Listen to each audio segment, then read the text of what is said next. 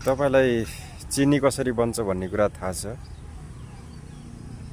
यो चिनीमा कस्तो केमिकलहरू मिसाउँछ, कुन तरिकाले चिनी बन्छ, साथै यो चिनी हाम्रो शरीरलाई कतिको नोक्सानदायक छ त, यो जानकारी सबै लिनु होला। यो भिडियोमा सबै जानकारी दिएको छ है त। क्या आपने कभी देखा है फैक्ट्री में चीनी यानी कि शक्कर कैसे बनती है और चीनी में ऐसा क्यों मिलाया जाता है कि इससे आपको डायबिटीज होती है? और क्या सच में हड्डियों का पाउडर भी मिलाया जाता है या फिर कुछ और?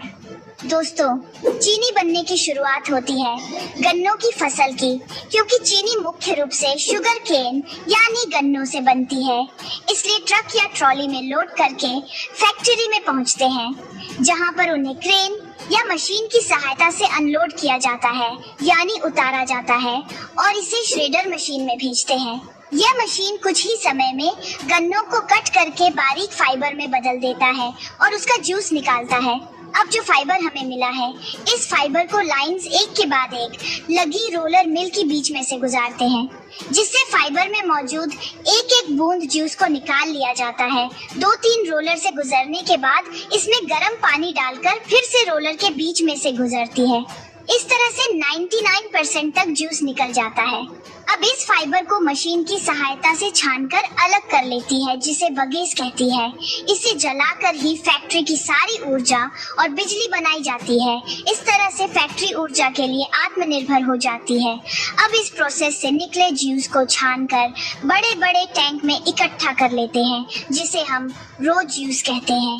अब इस जूस को लैब टेस्ट के लिए भेजते हैं, जहां पर उसका केमिकल कंपोजिशन और शुगर कंटेंट चेक किया जाता है। लैब टेस्ट के बाद जूस को रिएक्शन टैंक में भेजते हैं, जहां पर इसमें जरूरत के अनुसार लाइम यानी चूना डालते हैं और साथ साथ सल्फर गैस भी छोड़ते हैं। इन सबको फिर मशीन की सहायता से 5 से 6 घंटों के लिए मिलाया जाता है।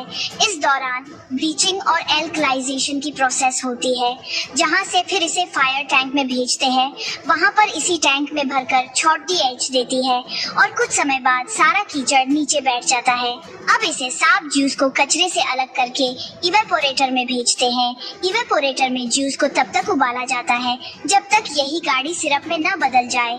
अब इस सिरप को प्रोसेसिंग टैंक में भेजते हैं, जहां पर इसे पहले गर्म करते हैं। फिर इसमें पहले से बनी चीनी के कुछ दाने डालकर ठंडा करते हैं, जिससे ठंडा होने पर बाकी सिरप भी शुगर क्रिस्टल यानी दानों के रूप में जमने लगता है।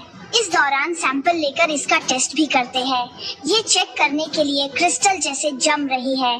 जब है सिरप ठंडा हो जाता है, तब इसमें 2 तरह की चीजें होती है, शक्कर यानी शुगर की क्रिस्टल और मोलासिस।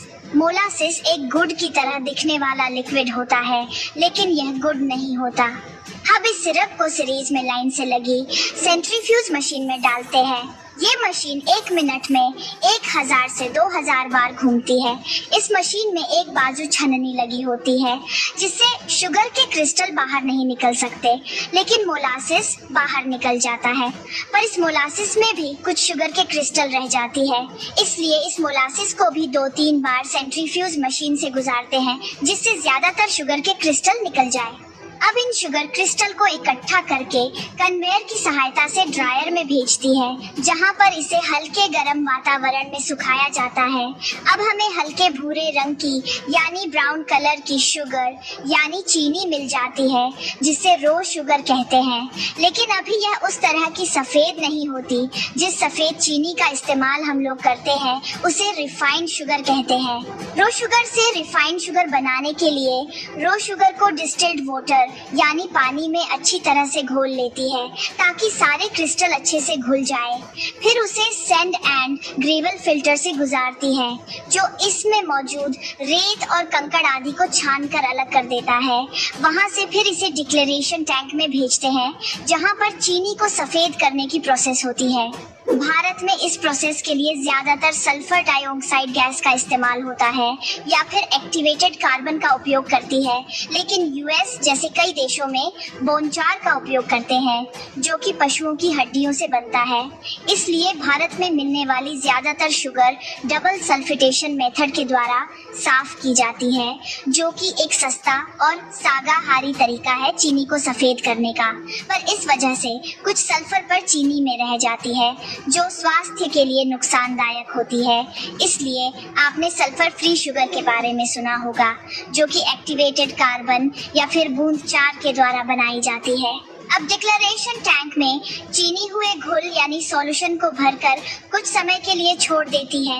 इस दौरान टैंक में मौजूद सल्फर डाइऑक्साइड या फिर एक्टिवेटेड कार्बन सारी कलर को एब्जॉर्ब कर लेता है यानी सुख लेता है और एक क्लियर सफेद लिक्विड बन जाता है, जिसे फिर वैक्यूम में भेजती है जो इसमें मौजूद पानी को गर्म करके निकाल देता है और एक गाढ़ा सिरप बन जाता है।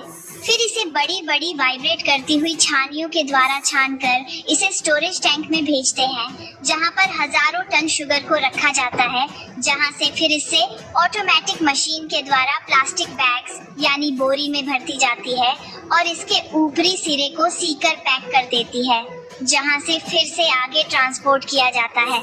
तो दोस्तों, कैसी लगी चीनी बनने की पूरी प्रोसेस हमें कमेंट करके जरूर बताएं।